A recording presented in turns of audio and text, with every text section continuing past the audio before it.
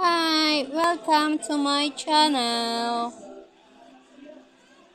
Hi, samahan niyo ako magluto ng oatmeal na aking pananghalian. Una, kuha tayo ng oatmeal.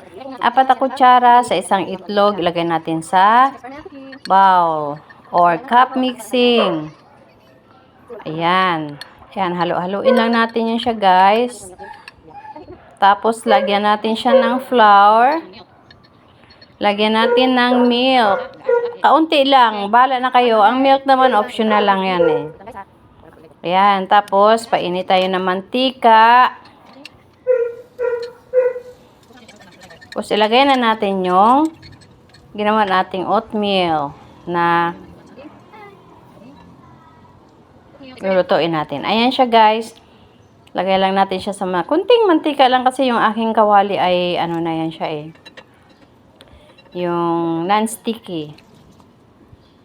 Tapos, babalik na rin natin, guys. Ang problema, ayun, nabasag. Hindi nabuo. Pero okay lang yan. Maluluto din yan. Ayan. Matabang lang ito, guys. Hindi ko talaga siya tinimplahan. Hindi ko siya malagyan ng sugar, ng honey. Nasa inyo na yan, guys. Kung lagyan nyo siya ng honey at sugar. Kasi ako, sanay na ako sa pagkain na matabang. Sa mga gulay, matabang. Wala talaga akong timpla. Kaya okay lang yan. Kaya napapansin nyo pag ako nagluluto, minsan pag sutanghon.